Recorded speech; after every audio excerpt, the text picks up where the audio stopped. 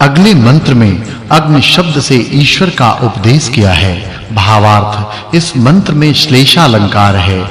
मनुष्यों को सत्य विद्या से धर्म की प्राप्ति तथा शिल्प विद्या से सिद्ध के लिए ईश्वर और भौतिक अग्नि के गुण अलग-अलग प्रकाशित करने चाहिए, जिससे प्राणियों के रोग आदि के विनाश पूर्वक सब सुखों की प्राप्ति यथावत हो।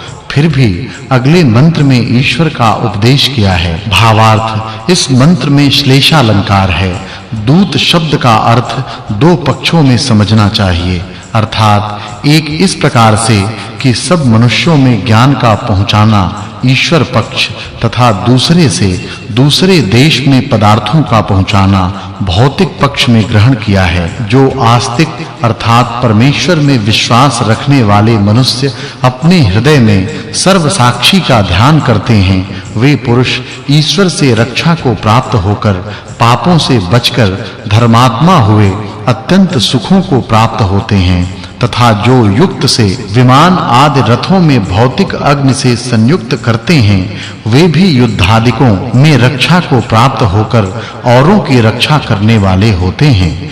भावार्थ इस मंत्र में श्लेषालंकार है। जो मनुष्य अपने सत्य भाव, कर्म और विज्ञान से परमेश्वर का सेवन करते हैं, वे दिव्य गुण, पवित्र कर्म और उत्तम सुखों को प्राप्त होते हैं, तथा जिससे यह दिव्य गुणों का प्रकाश करने वाला अग्नि रचा है, उस अग्नि से मनुष्य को उत्तम उपकार लेने चाहिए। इस प्रकार ईश्वर का उपदेश है। भावार्थ इस मंत्र में श्लेषालंकार है। जिस प्राणी को किसी पदार्थ की इच्छा उत्पन्न हो, वह अपनी काम सिद्ध के लिए परमेश्वर की प्रार्थना और पुरुषार्थ करे।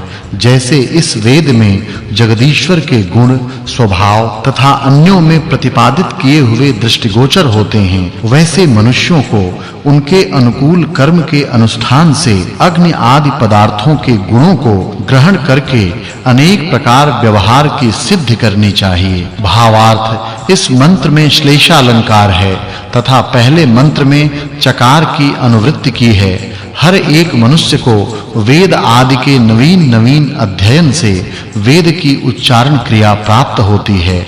इस कारण नवीयसा इस पाद का उच्चारण किया है। जिन धर्मात्मा मनुष्यों ने यथावत शब्दार्थ पूर्वक वेद के पढ़ने और वेदोक्त कर्मों के अनुष्ठान से जगदीश्वर को प्रसन्न किया है, उन मनुष्यों को वह उत्तम विद्या आदि धन तथा शूरता आदि गुणों को उत्पन्न करने वाली श्रेष्ठ कामना को देता है। क्योंकि जो वेद के पढ़ने और परमेश्वर के सेवन से युक्त मनुष्य हैं, वे अनेक सुखों का प्रकाश करते हैं। भावार्थ इस मंत्र में श्लेषालंकार है। दिव्य विद्याओं के प्रकाश होने से देव शब्द से वेदों का ग्रहण किया है। जब मनुष्य लोग सत्य प्रेम के साथ वेदवाणी से जगदीश्वर की स्तुति करते हैं, तब वह परमेश्वर उन मनुष्यों को विद्या दान से प्रसन्न करता है।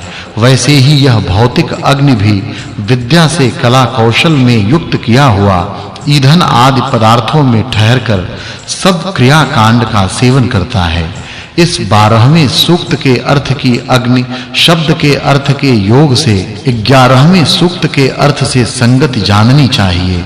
यह 12वां सूक्त और 23वां वर्ग समाप्त हुआ। अब 13वें सूक्त के अर्थ का आरंभ करते हैं। इसके प्रथम मंत्र में परमेश्वर के गुणों का उपदेश किया है। भावार्थ इस मंत्र में श्लेषालंकार है। जो मनुष्य बहुत प्रकार की सामग्री को ग्रहण करके विमान आदि यानों में सब पदार्थों के प्राप्त कराने वाले अग्नि की अच्छी प्रकार योजना करता है, उस मनुष्य के लिए वह अग्नि नाना प्रकार के सुखों की सिद्धि कराने वाला होता है। अगले मंत्र में शरीर आदि की रक्षा करने वाले भौतिक अग्नि के गुण वर्णन किए हैं। भावार्थ जब अग्नि में सुगंध आदि पदार्थों का हवन होता है, तभी वह यज्ञ वायु आदि पदार्थों को शुद्ध तथा शरीर और औषधि आदि पदार्थों की रक्षा करके अनेक प्रकार के रसों को उत्पन्न करता है। तथा उन शुद्ध पदार्थों के भोग से प्राणियों के विद्या, ज्ञान और बल की वृद्धि भी होती है। अगले मंत्र में मनुष्यों के प्रशंसा करने योग्य भौतिक अग्नि के गुणों का उपदेश किया है। भावार्थ, जो भौतिक अग्नि इस संसार में होम के निमित्त युक्ति से ग्रहण किया हुआ प्राणियों की प्रसन्नता कराने वाला है, उस अग्नि की 7 जीभें हैं, अर्थात काली, जो कि सुपेद आदि रंग का प्रकाश करने वाली, कराली, सहने में कठिन, मनोजवा, मन के समान वेग वाली, सुलोहिता, जिसका उत्तम रक्त वर्ण है, सुधूम्र वर्णा, जिसका सुंदर धूमलासा वर्ण है, स्फुलिंगिनी, जिससे बहुत से चिन्हगे उठते हों, तथा विश्वरूपी, जिसका सब रूप है।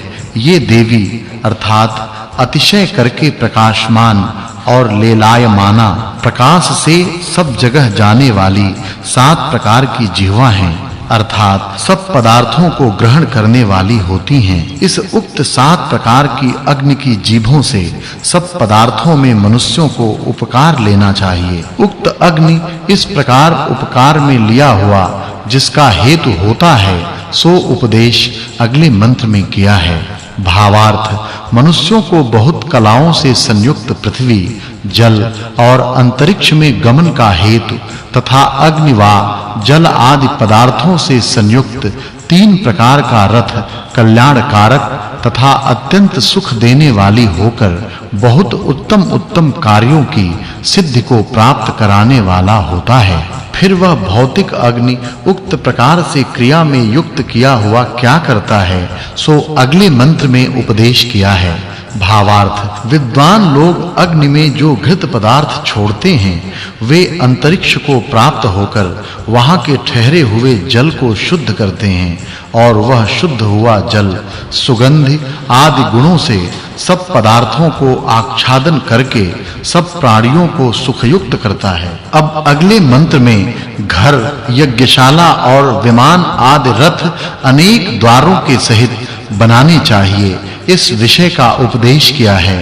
भावार्थ, मनुष्य को अनेक प्रकार के द्वारों के घर, यज्ञशाला और विमान आदि यानों को बनाकर उनमें स्थित होम और देशांतरों में जाना आना करना चाहिए। यह 24वां वर्ग समाप्त हुआ। उक्त कर्म से दिन रात सुख होता है, सो अगले मंत्र में प्रकाशित किया है। भावार्थ, मनुष्यों को जो उचित है कि इस संसार में विद्या से सदैव उपकार लेवें, क्योंकि रात्रि दिन सब प्राणियों के सुख दुख का हेतु होता है। अब अगले मंत्र में उन अग्नियों का उपदेश किया है जो शुद्ध करने वाले विद्युत रूप से अप्रसिद्ध और प्रत्यक्ष स्थूल रूप से प्रसिद्ध हैं। भावार्थ, जैसे एक बिजली, वेग आदि अनेक गुण वाला अग्नि है, इसी प्रकार प्रसिद्ध अग्नि भी है, तथा ये दोनों सकल पदार्थों के देखने में और अच्छे प्रकार क्रियाओं में नियुक्त किए हुए शिल्प आदि अनेक कार्यों की सिद्धि के हेतु होते हैं। इसलिए इन्हीं से मनुष्यों को सब उपकार लेने चाहिए। वहां 3 प्रकार की क्रिया का प्रयोग करना चाहिए। इस विषय का उपदेश अगले मंत्र में किया है।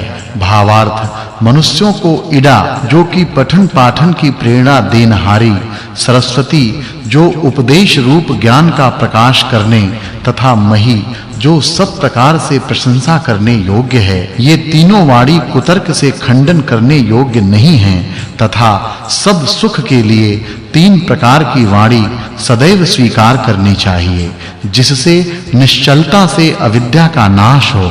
फिर वहां क्या-क्या करना चाहिए, इस विषय का उपदेश अगले मंत्र में किया है। भावार्थ, इस मंत्र में श्लेषालंकार है। मनुष्य को अनंत सुख देने वाले ईश्वर ही की उपासना करनी चाहिए, तथा जो यह भौतिक अग्नि सब पदार्थों का छेदन करने, सब रूप, गुण और पदार्थों का प्रकाश करने, सबसे उत्तम और हम लोगों की शिल्प विद्या का अद्वितीय साधन है, उसका उपयोग शिल्प विद्या में यथावत करना चाहिए।